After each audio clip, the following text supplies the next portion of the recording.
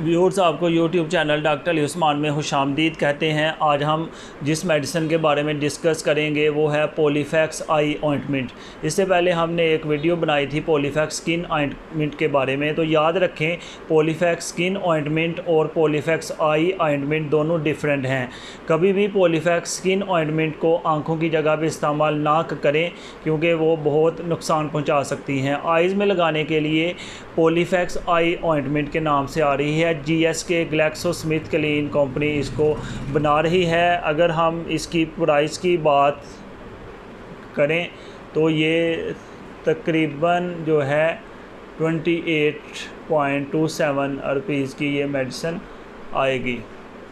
इसको लगाने का तरीका ये है कि आँख में अगर एलर्जी टाइप हो जाए, आंसू वगैरह ज़्यादा आएँ, तो इसको आइज़ में 1 से 2 दफ़ा लगाएं तो इसका बहुत अच्छा रिज़ल्ट है। लेकिन अगर इसको लगाने से ज़्यादा प्रॉब्लम हो, एलर्जी वगैरह की सिचुएशन पैदा हो जाए, तो इसको छोड़ दें और जल्दी से डॉक्टर से कंसल्ट करें।